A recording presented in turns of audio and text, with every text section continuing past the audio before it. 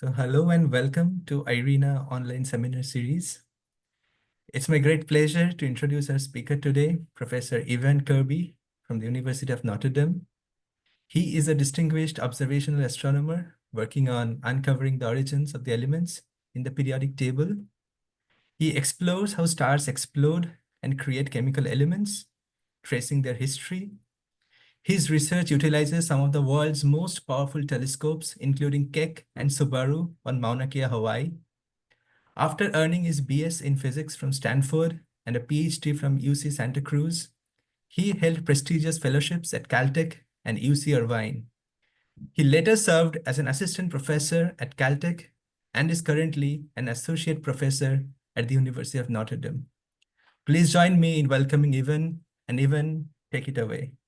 Thank you very much, Abraham. It's my pleasure to be here. It's spring break here at Notre Dame, so you'll find me at home. I have a co-presenter. This is Panda Bear. She's very expert in astronomy because she hears me drone on about it all the time. So I'd like to present to you today some results that I published about a year and a half ago. So you might think of them as a little stale, but I think they're very exciting still, and I think they're very relevant. So I've spent most of my last year preparing for a new upcoming exciting instrument called the Subaru Prime Focus Spectrograph, and I think some of its results will be of great interest to the people online. But it hasn't started yet. It will start in 2 weeks from today. And we're all who have been preparing for 15 years, all of us are very, very, very excited about that. But in the meantime, I'd like to present to you an archival analysis of stars in the Keck Observatory Archive. And this is work that I've done in collaboration with my colleagues Alexander G. at University of Chicago and Mikhail Khobalev at Yunnan Observatories. The subject of today's talk is two similar globular clusters, M15 and M92. M15, also known as NGC 7078, is sort of a classic looking globular cluster. On the left, you see an HST ACS image of the cluster. It looks exactly like what you'd expect for a globular cluster. You can see some of the red giants poking out, and you can see some of the main sequence turnoff stars collected towards the center. On the right, you see M92. It looks almost the same. You can tell maybe if you're really keen with your eyes that it's a slightly less massive cluster. But these clusters share a very interesting property in common, which is that they are tied for being the most metal poor, intact globular cluster that orbits the Milky Way. And so their metallicity is about 1/3000th that of the solar metallicity. So these are very metal poor systems. They're very similar globular clusters, and they both harbor a secret. And that secret has to do with the R process. So at first, globular clusters seem like they should be very simple stellar populations. If you look at a color magnitude diagram of a globular cluster, these are literally the color magnitude diagrams that we use in class to teach people what the Hertzsprung-Russell diagram is, or what the color magnitude diagram is. You plot magnitude on the y-axis and color on the x-axis. On the left is sort of the classic view of globular clusters from ground-based photometry. It's in the B and V filters. You can see a very nice main sequence turnoff, red giant branch, horizontal branch, and even asymptotic giant branch, all in that cluster. From space-based photometry, you can see ridiculously tight sequences of stars on 47 Tuck on the left and GC 6397 on the right. There's absolutely gorgeous textbook cases of a single stellar population. And on the right now, we've even been able to hit some of these globular clusters with JWST. You might notice that the JWST colors seem a bit broader than the HST colors. That's certainly not because JWST has higher photometric error, but it's because globular clusters are actually not as simple as they first appeared. And so that very, very thin line in the HST color magnitude diagram is actually somewhat deceptive, because what it's hiding is that all globular clusters have variations in the light elements. And so the quintessential pattern that literally defines a globular cluster is the sodium-oxygen anticorrelation. So on the left, what you're looking at is sodium on the y-axis and oxygen on the x-axis. And stars in the bottom right corner of this axis of this diagram look like what you expect Milky Way stars to look like. So if you look at old metal poor stars in the Milky Way halo, they're enhanced in oxygen, and they have sort of solar levels of the sodium to iron ratio. But what's unique to globular clusters is that they also have populations of stars with enhanced sodium and depleted oxygen. And it's not just sodium and oxygen that this trend is affecting, but it's also affecting other light elements such as aluminum and magnesium, which you see on the right. Now, it's generally interpreted as a time evolution. Not everyone agrees with this, but the sort of majority interpretation of this diagram is that there's a time evolution from the normalish stars that are oxygen enhanced and sodium depleted, and the unique stars that are unique to globular clusters that are sodium enhanced and oxygen depleted. Now, this trend is so ubiquitous in globular clusters that a paper by Corretta et al. In 2009, I believe, actually proposed that the definition of a globular cluster be a group of stars that obeys the sodium-oxygen anti-correlation. And that might seem to be a kind of strange definition, but it's to get around all sorts of other things like, well, there's exceptions here and there's exceptions here. And there's even exceptions to this rule as well. But it's just so unique, the globular clusters, that you can see why it has been proposed to define what a globular cluster is, because you don't see this pattern anywhere else. And in fact, stars in the Milky Way halo that are found to be sodium enhanced and oxygen depleted are almost universally interpreted as coming from disrupted globular clusters. Now, if you look in a very carefully selected color magnitude diagram, in this case, this is called the chromosome map of globular clusters. That if you plot certain filters on the y-axis B and on the x-axis a different sort of color, so U minus B minus I, which is actually U plus 2B minus I, or sorry, well, you get the idea. U minus 2B plus I, then you can see that the red giant branch completely separates. It becomes like mixing oil and water. And the reason is that this particular combination of colors is sensitive to these light element abundance variations. And in fact, if you color code stars based on where they appear in this strange color magnitude diagram, that on the right axis, if you look at those star spectroscopic abundances, you can see that they correlate very well. Now, what's really happening here is not necessarily that sodium and aluminum and magnesium are the things that are affecting the position of the color magnitude diagram, but it's really carbon, oxygen, and nitrogen, the CNO elements. And those elements are so abundant in the stellar atmospheres that they really affect the structure of the stellar atmospheres and the colors of those stars. So that's why certain combinations of colors are particularly good at picking up this abundance patterns.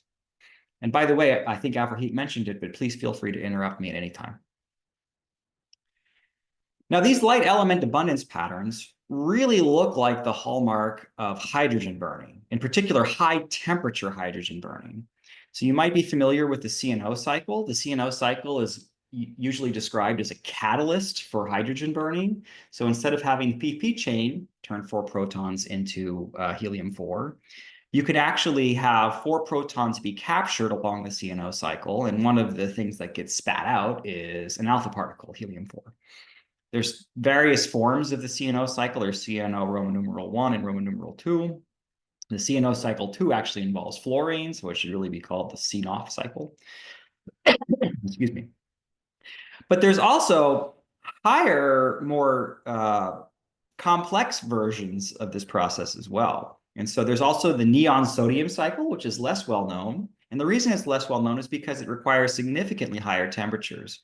Whereas the CNO1 cycle can be activated at 10 to the 7 Kelvin, the neon sodium cycle requires 7 times 10 to the 7 Kelvin. And what happens in the neon sodium cycle is very similar to what you see in the CNO cycle. Essentially, this cycle is acting as a catalyst for hydrogen burning, taking 4 protons and spitting out an alpha particle. And then even higher temperatures, you can get engaged in the magnesium aluminum cycle, sometimes even involving silicon. But the moral of the story is here that these processes require very high temperature hydrogen burning. And so what it looks like is happening is that something in these globular clusters that's engaging in very high temperature hydrogen burning is creating these light element abundance patterns. Now you might be used to thinking of the CNO cycle as a catalyst, and you might remember that the definition of a catalyst is that you preserve the amounts of the catalyst in helping the chemical reaction go. But it turns out that there's bottlenecks in the reaction rates in each of these cycles. And so what happens is even though you preserve C plus N plus O in the CNO cycle, what happens is that the carbon to nitrogen reaction is very fast, but the nitrogen to oxygen reaction is very slow. So you get a buildup of nitrogen and you get a depletion of carbon and oxygen. And similar for the neon sodium cycle, you get a depletion of neon and an enhancement of sodium. You get a depletion of magnesium and an enhancement of aluminum. And therein is the crux of the light element abundance correlations, is that these cycles deplete some elements in favor of enhancing others. Now, various people, actually many people, have tried to figure out what kind of star engages in this high temperature hydrogen burning, and can we put that star in a model of globular cluster evolution to explain the light element abundance correlations? The answer is resoundingly yes, and also resoundingly no. And so for resoundingly yes, if you just look at the yields of various asymptotic giant branch stars, AGB stars, then depending on the mass of that AGB star, so in red you can see 5 solar masses, 5.5, 6, 6.5, and 9 solar masses, that would be a super AGB star. You can see that the yields of those stars very nicely reproduce the sodium-oxygen anti-correlation. So it really looks like, hey, this is a great way to explain what the sodium-oxygen anti-correlation is in globular clusters, but not so fast. There are many, many observational characteristics of globular clusters that a successful model has to explain. And it's not just the sodium-oxygen anti-correlation, it's other things like lithium correlations, the variety or stochasticity of the different sodium-oxygen abundance patterns. So some clusters have very strong sodium-oxygen anti-correlations, others have weak. Only the most massive clusters display the magnesium-aluminum patterns, and less massive clusters don't. One of the major issues is that AGB stars take a while to produce all of these abundance patterns, longer than the lifetime of a core collapse supernova. So where are all the ejecta of those core collapse supernova that should have gone off in the interim? And so this is a really awesome chart that shows on the columns observational properties of globular clusters, and in the rows, proposed sites for the creation of these light elements abundance variations.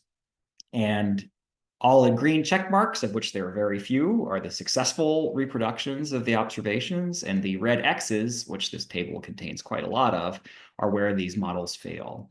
And so basically the moral of the story is, and this is a beautiful review paper by Bastian and Lardo in 2018, the moral of the story is there is no good explanation for the light element abundance patterns in globular clusters that makes everything work. And so this is still very much an open question. My money's on AGB stars, but you know what? I wouldn't put a lot of money on that. So what about heavier elements? I've talked so far about light elements like oxygen, number 8, sodium, number 11, magnesium, 12, aluminum, 13. But what about the heaviest elements of the periodic table? Well, for the most part, globular clusters don't show much variation in elements much beyond aluminum, or in very rare cases, potassium. There are a few clusters that have variations in iron abundances. Those are the exception rather than the rule. And some of those claims are somewhat controversial. I believe that they are real, but some other papers in the literature say that it's a way that the light element abundance variations fool you into thinking that there's also iron abundance variations in the cluster. But most people agree that really heavy element abundance variations in clusters is extremely rare. When I say really heavy element abundance variations, I'm talking about the neutron-capture elements. So these are elements heavier than zinc, Z of 30, on the periodic table. Now, the most convincing example of heavy element abundance variations in a globular cluster is M15. And that was the cluster I showed you on the first slide. It's one of the two clusters I showed you on the first slide of this talk. If you just plot the observed abundances of barium on the y-axis and europium on the x-axis, what you see is a huge spread, much in excess of the observational uncertainty. So it's a factor of 16 spread in europium and a corresponding spread of 18 in barium. Now, the correlation here isn't very obvious, but if I just plot what the sort of average barium to europium ratio is in this cluster, you get negative 0.7 in the typical solar units. It turns out that negative 0.7 is exactly what you expect for a pure R process abundance pattern. And I'll explain that a little bit more in a second. Now, nearly all other clusters, and here's just a few examples, seem to have pretty much constant heavy element abundances. Now, the amount of heavy elements can differ from cluster to cluster, but within a cluster, here represented as a single color, for the most part, the abundance variations are minimal. And so there's a single value of lanthanum that's explained by the measurement uncertainties. There's a single value of europium that can be explained by the measurement uncertainties. And again, that value is consistent with the pure R process. So in this case, it's not barium versus europium, but lanthanum versus europium. And that value is negative 0.7. Lanthanum is right next to barium on the periodic table. So what is causing this? It's a process that I'm sure that 80% of you on this call are already familiar with. It's the rapid neutron capture process. What happens is you have some event that has a ridiculously high fluence of neutrons. You capture those neutrons onto a seed nucleus. You populate the very, very, very neutron-rich side of the valley of beta stability. That whole process can take about a second. So you need some event that's incredibly explosive and energetic that just slams a bunch of neutrons into seed nuclei in less than a second. And then when you turn off that neutron fluence, everything sort of beta decays back to the valley of beta stability. Now, this movie I wish lasted a little bit longer. Unfortunately, it doesn't, but I chose this movie because of the awesome color scheme. It looks like everything's on fire, which I imagine happens in a neutron star merger or some other R process producing event. There's tons of fire and glowing gamma rays and all sorts of other stuff. But if you imagine, like, now the neutron fluence is turned off, everything's decaying back. I'll tell you again when the neutron fluence turns off. It turns off now, and everything is beta decaying back to the valley of beta stability. If you imagine you kept running this movie forward in time for thousands of years, eventually everything would decay back to those stable isotopes along the diagonal in the middle of this. So on the y-axis, you're looking at proton number, and on the x-axis, neutron number. And the only stable isotopes are the ones that are big, bold, white points. So you can see how neutron-rich we really get during the R process, ridiculously neutron-rich. These isotopes, or these nuclides, have 30, 40 more neutrons than they should if they were to be stable. And so you get really ridiculously high neutron fluences are needed to explain this R process. Now, the sites of the R process are still under debate. There's only one confirmed site in the entire universe. When I say one confirmed site, I don't mean one type of site. I mean one particular event, and that was the neutron star merger GW170817. This particular event was detected on August 17th, 2017 by LIGO and by Virgo. And in that event, we know that two neutron stars merged together from their gravitational wave pattern. And we know that they produced R process. We're pretty sure they produced R process elements based on both their light curves, the time evolution of their color distribution, of their spectral energy distribution, and even in some cases, a somewhat controversial detection of some neutron capture elements like strontium or perhaps even tellurium. Although not everyone agrees that those are actually secure detections of strontium and tellurium.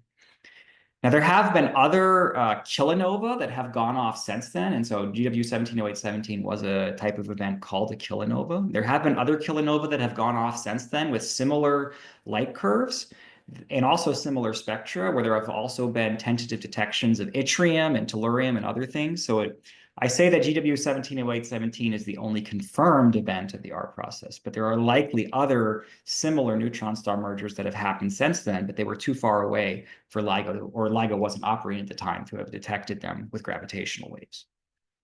However, there are some good reasons that I'll get to on the next slide or so about why neutron star mergers can't be the only site of the R process. And it could very well be the case that massive stars also make the R process. And when I say massive stars, I mean very specific types of massive stars. So we know that core collapse supernova could possibly have the right conditions to produce what's called the weak R process, which really only gets to the first peak of the R process. So I'm talking about like strontium, yttrium, zirconium. But it requires significantly different conditions, higher neutron fluences, lower YEs, to explain the heavier elements, the second and the third peaks of the R process. And one possible site that's been proposed as an alternative to neutron star mergers is various types of massive stars exploding, including collapsars or magnetorotational supernova, or a few other types of explosions that involve very, very, very massive stars. Now, the circumstantial evidence why we need massive stars is that neutron star mergers take a long time to happen. You need to have first two neutron stars form. So you need the evolution of two massive stars in a tight binary system that go through a common envelope phase. And then you need those neutron stars to merge. And that's the process that takes a long time. It can take 1 billion years or longer, or in the shortest cases, tens of millions of years, if you're lucky, to get those two neutron stars to merge together to make the R process. But there's evidence from abundance patterns in the Milky Way and in the dwarf galaxies that orbit the Milky Way that there probably are very prompt sites of the R process. And so sites of the R process that happen on the same time scale as massive stars exploding as core collapse supernova. Now, if the R process is happening at the same time scale as core collapse supernova, you'd expect europium, an R process element, to be produced at the same rate on the same time scale as magnesium, which is a core collapse supernova element belonging to the group of elements in the periodic table called the alpha elements. And you can see that some systems have europium to magnesium ratios that increase over time, which means that europium takes longer to form than magnesium. But there are other systems like Sculptor in blue, and in fact, the Milky Way itself in gray, which have completely flat europium to magnesium ratios. And what that indicates is that their R process was dominated by an event that seems to have happened on a timescale similar to core collapse supernova, which would not be neutron star mergers. It's not the case that you can explain a whole population of neutron star mergers that has delay times of 10 million years or less, which is what you expect for core collapse supernova. So this is circumstantial evidence that there's more than one way to make the R process, both massive star explosions and neutron star mergers. So one possibility to explain M15 is how do you get this variation in M15? We know that, for example, iron in M15 is the same from star to star. There's a very tight upper limit on the dispersion of iron from star to star of just a few hundredths of a dex. And so that very tight dispersion suggests that M15, at least each generation of M15, formed from gas that was very well mixed. From whatever made those elements, it was very well mixed. So how do you get this R process variation from star to star if you don't also have iron peak elements varying from star to star? So one scenario that's been proposed by Tsujimoto and Shigeyama in 2014 is that what if you had an R process event like a neutron star merger happen long after the cluster is finished forming stars, maybe billions of years after the cluster is finished forming stars. Now, this neutron star merger would make R process, and it would pollute that R process stuff would preferentially pollute the stars that were closest to it in M15, and preferentially not pollute the stars that were farthest from it. And so you would get this external pollution after these stars were already formed. And so it turns out that stellar evolution has one weird trick to figure out if you had external pollution. You know how you have these clickbait articles like, do you have gastrointestinal problems? Well, here's one weird trick to fix them. Well, in this case, M15 has this strange problem of our process varying from star to star. And the one weird trick to figure out whether or not the star was born with the R process or was externally polluted is called the first dredge up. And we see this happen in a different element, a very different element in the periodic table, lithium. Lithium is so fragile that it only exists in the outer convective envelopes of stars when they're on the main sequence. So you might know that the sun has an outer convective envelope, and you might also know that that outer convective envelope is very, very thin. And that's also true of these ancient metal-poor stars in globular clusters. So if you look at the third panel from the left, you see that the inner edge of the convective envelope is very close to the surface of the star. So these stars have 0.8 solar masses total. These are main sequence stars that have been living for 13 billion years. And so at these metallicities, the star on the main sequence turnoff, after having lived for the age of the universe, is 0.8 solar masses. That's the mass of such a star. Its convective zone is there, but it's very, very thin. And what happens during the first dredge up is that convective zone gets very, very, very deep.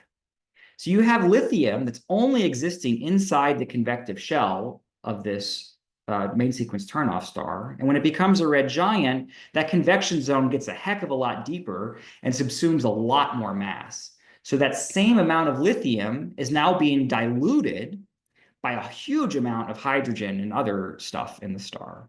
And so the apparent concentration of lithium on the surface goes way down. And this is actually observed. So the left panel is some beautiful observations by Karen Lindendahl in 2009 of the globular cluster 6397.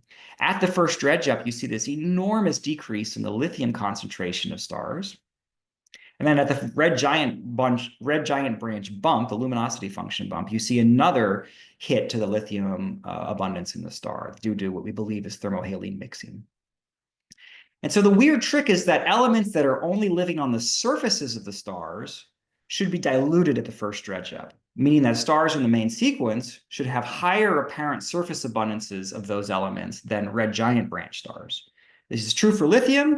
Is it true for neutron capture elements? So if Tsujimoto and Shigeyama were correct in 2014, then we'd expect is that these externally polluted stars that got the R process just polluted onto their surfaces, those R process elements should be diluted when the stars reach the first dredge up. And so you should see a big difference in the average abundances of stars on the main sequence versus stars in the red giant branch.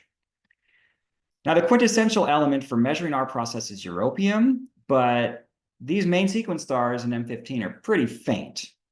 And so it's difficult to measure europium in them, but it's actually possible to measure barium in them.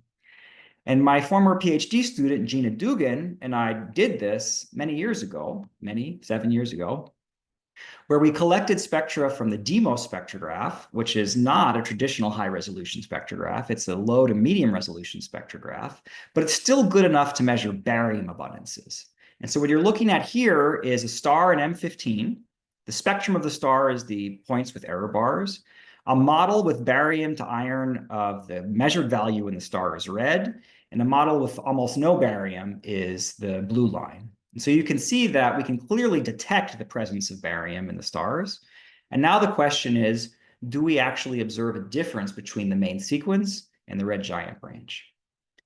And the answer is no. And so on the left, you're looking at what you should expect for stars. In pink, that's the lithium in NGC 6397. And just for clarity, I've repeated that lithium abundance measurements on the right. Just pasted it on top of M15, you'd expect to see that trend if barium were affected by the first dredge up. But instead, the average abundance of barium is not statistically different on the main sequence of M15 at the bottom of the plot than it is on the red giant branch at the top of the plot. So it really looks like the barium does not just live on the surface of the stars because it's not affected by the first dredge up or by the luminosity function bump in the red giant branch. Instead, all of the stars have the same average abundance of barium, even though there's a large spread of barium from star to star. So what that says is that the barium lives throughout the entire star, and the stars were born with the barium that they possess today. They did not acquire it from an external source after they were born.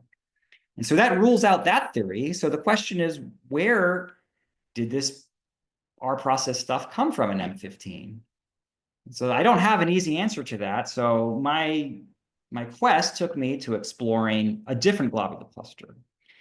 And so it turns out that Ian Roeder in 2011 found a few clusters that seemed to have hints of R process variation. There were hints that M15 was not the only globular cluster that has a dispersion from star to star in the R process. There were several others like M5, M92, and NGC 3201.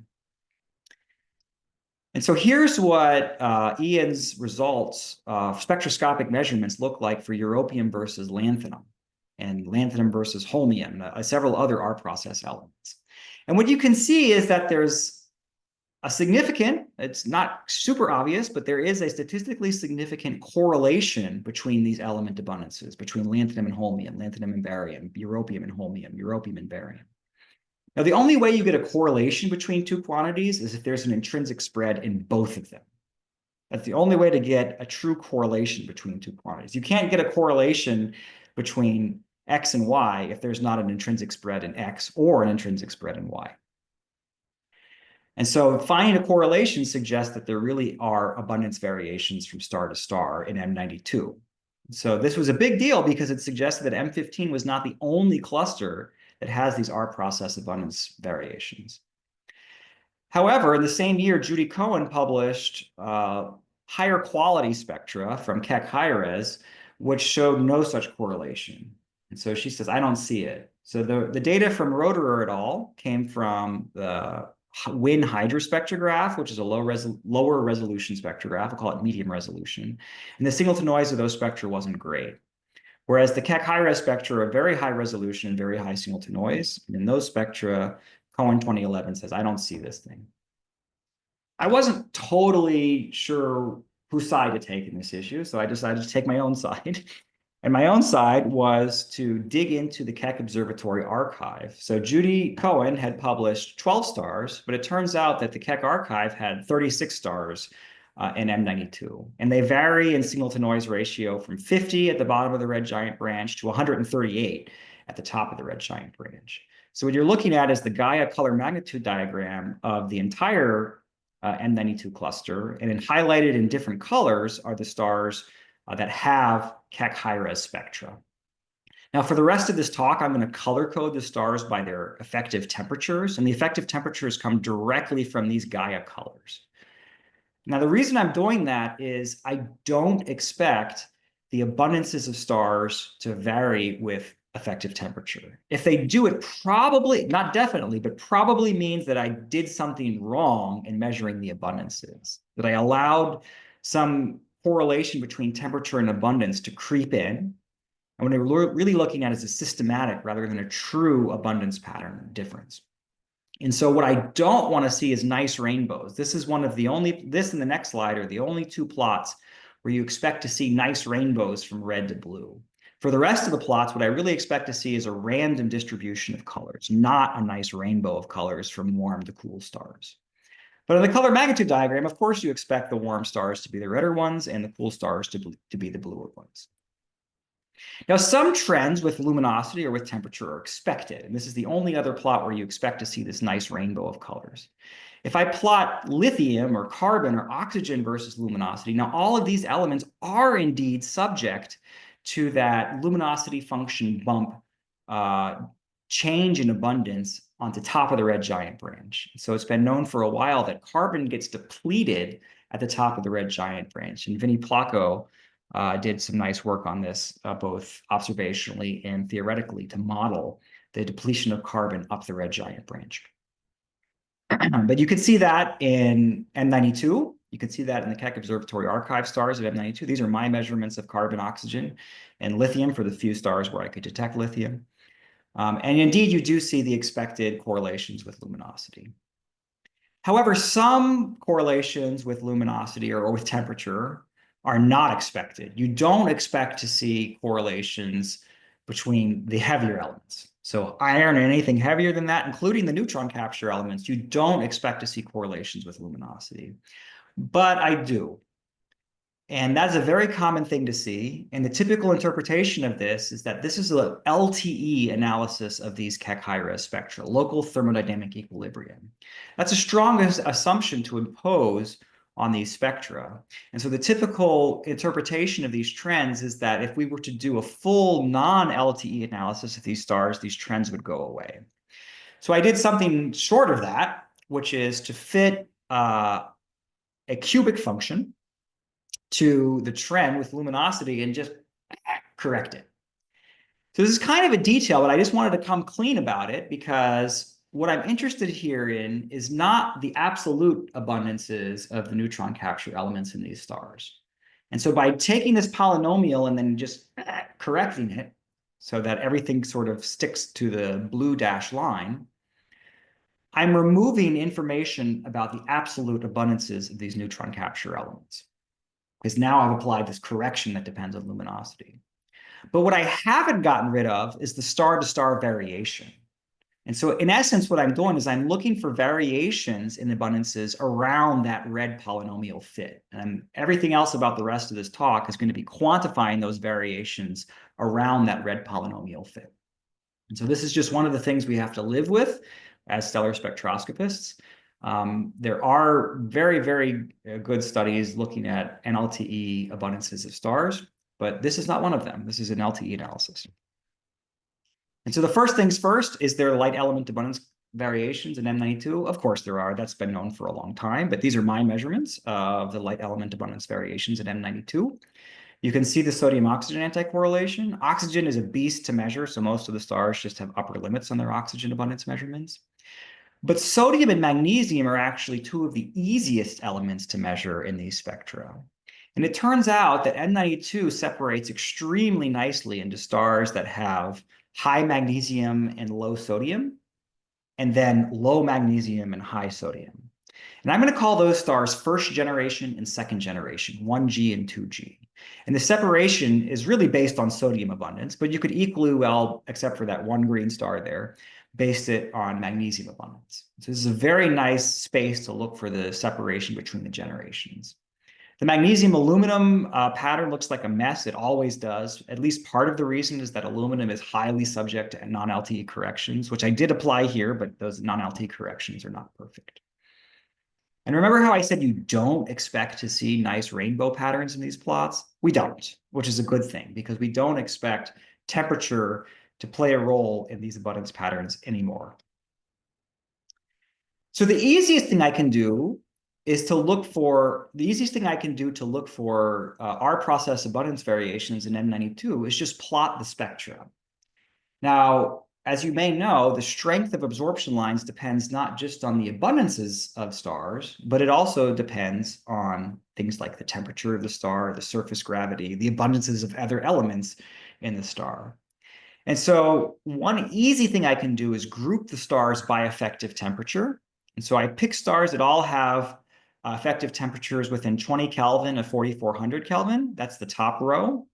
Within 20 Kelvin of 4550 Kelvin, that's the middle row. And within 20 Kelvin of 4670 Kelvin, that's the bottom row. What I want you to look at are the R process lines europium, that's in the second column, barium in the last column. And what you can see, in fact, you can see it especially well if I just show you the middle row. Look at the europium line all the way on the left at 4129 angstroms. Look at the europium line at 4205 angstroms, and look at the barium line at 5854 angstroms. What you see is that the stars that have weak lines of europium also have a weak line of barium. So the red spectrum, the color coding here is arbitrary, but the red spectrum has weak europium and barium. The orange spectrum has strong europium and barium, whereas the lines of things like iron are pretty much constant from star to star, with a few exceptions, which I strongly believe is actually due to the underlying carbon absorption under those stars, not the titanium and the iron lines themselves. But the lighter elements, including the iron peak elements, are rock solid from star to star, but europium and barium, those quintessential R process elements, are not. And so what that says to me is that there really is an R process dispersion in M92, and these R process elements vary with each other, as you'd expect if they came from the R process. So when barium is weak, europium is weak, and vice versa. Now, the first thing I want to point out is that there really is quantitatively, not just qualitatively, a dispersion in M92. And I tried to be exceptionally careful with this study here because the study did span a very large range of effective temperature. That large range of effective temperature is actually anti-optimal for looking for abundance variations. And so I was just stuck with whatever was in the Keck archive. in that very large range of luminosity, effective temperature, gravity in the Keck archive, means that I had to be very careful about how temperature interacted with the derived abundances of these stars. And so these ellipses that you see here are actually the covariances between the elements that are plotted. And so remember how if you see a correlation between any two elements, then you know there's a variation in both of them.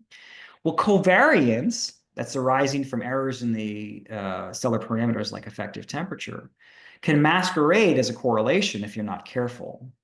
And so what I did was I very carefully quantified that correlation. And then I resampled all of these points to see if that correlation, the actual measured correlation, persisted after correcting for that covariance. And the answer is yes, definitely it did. In fact, there's a 4 sigma detection of the R process abundance variations in M92.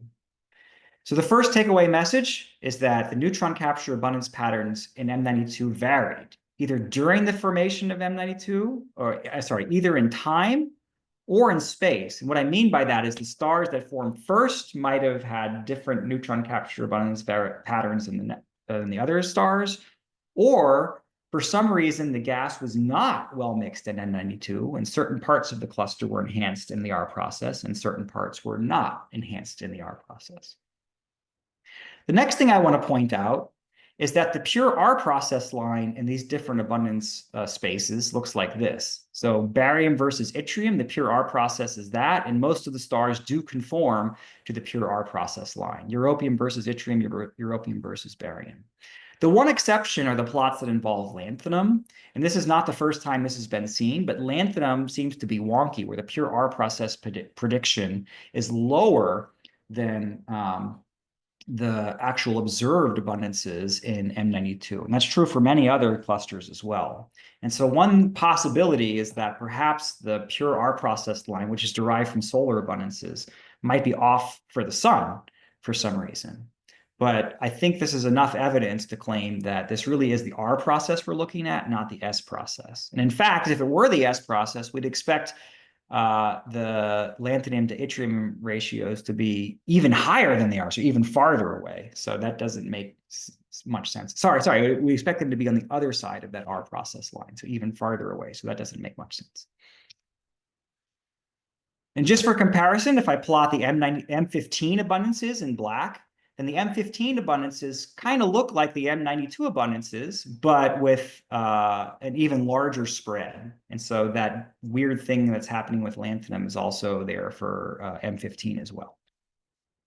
And so implication number 2 is that the mechanism of neutron capture nucleosynthesis in M15 and in M92 was in fact the R process.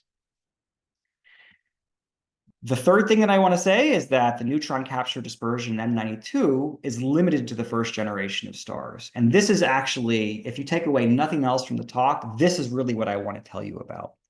Now, if I plot barium and europium versus the light elements, sodium and magnesium, I can separate them into the first generation and the second generation.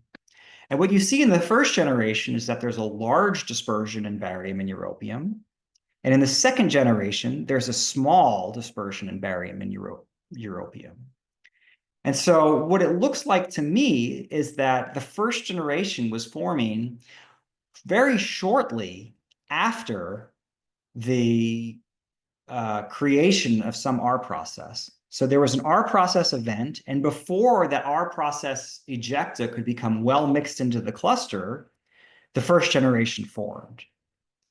Then after a few million years or a few orbital times of the cluster, the gas became well mixed. It's like stirring a pot of gumbo. Like if you put a whole bunch of cayenne pepper at one part of the gumbo, before you stir it, some of the gumbo has a whole bunch of cayenne pepper and some of the gumbo doesn't. And that's the first generation. It's your first few scoops out of the gumbo or your first generation. But then as you stir it with your ladle, and then you sample the gumbo, it becomes evenly mixed. And so all the stars have the same abundance of barium and europium, or cayenne pepper in this case. And so what we're seeing here is a time evolution from the gas not well mixed at first to gradually becoming more mixed. And so the third takeaway message, and the most important one, is that there was a single R process source in M92 that inhomogeneously polluted the cluster. And then over time, the gas became well mixed, and the stars had an even abundance of the R process from star to star.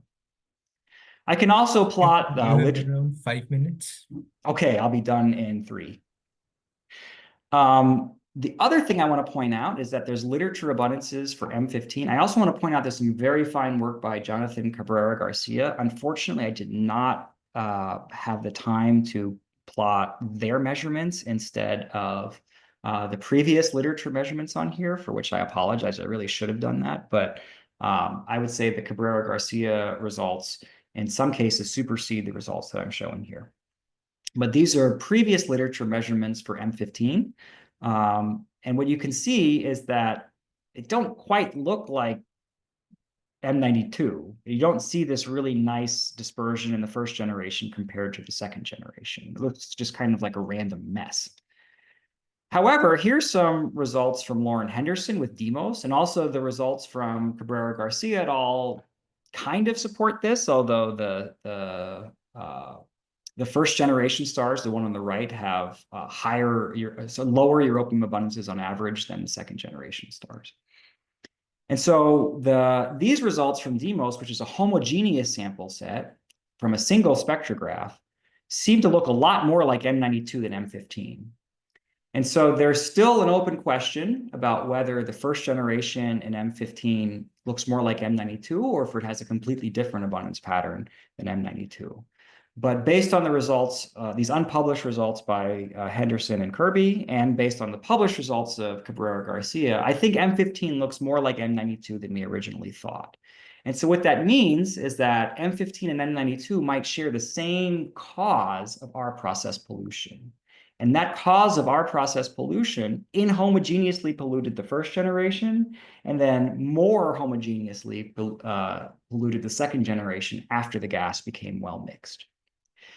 The final thing I want to say, which should be of interest to some of you more nuclear physics types here, is that if I look at the barium and the lanthanides, you can see this first generation having a large dispersion and the second generation being more homogeneous.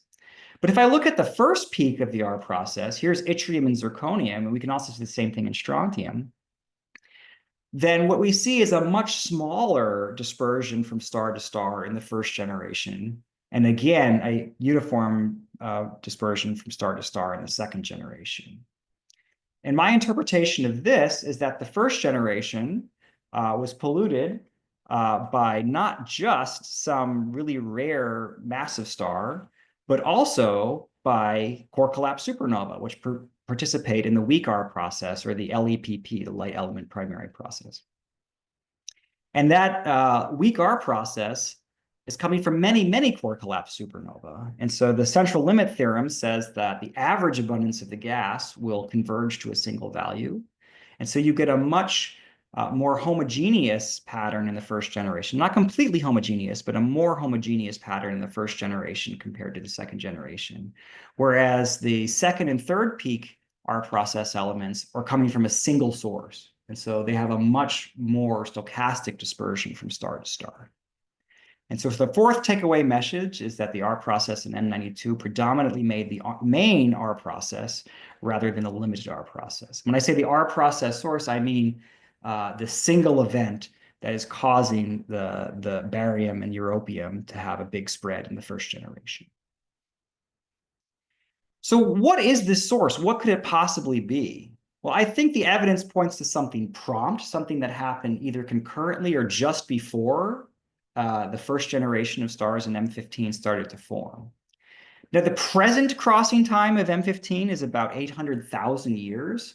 The crossing time at the time of formation is anyone's guess. I don't know if it would be shorter or longer, but let's just say that the crossing time of M15 is about 1 million years.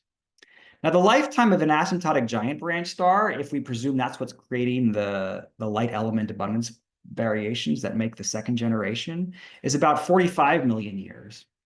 And so the typical timescale, if AGB stars are responsible for making the light element abundance patterns in globular clusters, there's like 45 crossing times between the formation of the first generation and the second generation. That's plenty enough time to homogenize the gas and eliminate any star-to-star variation in the R process that was in the first generation for the second generation. Now, a neutron star merger, bare minimum, has a delay time of 30 million years. And so we're already well into the second generation at this point. We're already well past the first generation of stars being formed. Whereas the lifetime of some massive star that could have created the R process, like a magnetorotational supernova or a collapsar, is much less than 10 million years. And so we can get away with a massive star making the R process, but it's really hard to explain a neutron star merger making the R process in these two globular clusters. Now, I put an asterisk next to the word prompt because my co-author, Alex G., who's right about this, I don't want to believe that he's right, but he's absolutely right about it, is that it doesn't necessarily have to be prompt. It just has to happen concurrently with the formation of the first stars in M92.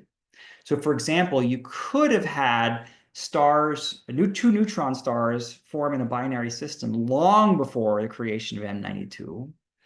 And then just as M92 formed, these two neutron stars happened to be flying by the protocluster and happened to merge just at that time. And so there could have been a neutron star merger that polluted the first generation of M92. Maybe it even inspired the gas to collapse to form M92. And then in that case, this event that happened concurrently with the formation of the cluster was the neutron star merger itself, not the birth of the progenitors of those neutron stars, but the actual merging of those two neutron stars. So there's still a way to weasel in a neutron star merger for explaining the source of the abundance patterns in M92. So I'm done. I just want to present you with my conclusion. There really is an abundance variation in both M15 and M92 in the R process. It's less significant in M92 than in M15, but these are two of the most metal-poor clusters in the Milky Way. They are the two most metal-poor intact globular clusters in the Milky Way.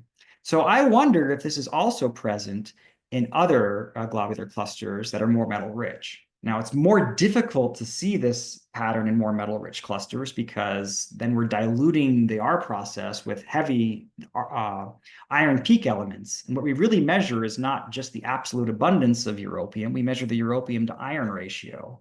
So if we have more iron in the denominator, then the absolute dispersion of europium to iron goes down for more metal-rich clusters, and it becomes harder to observe that.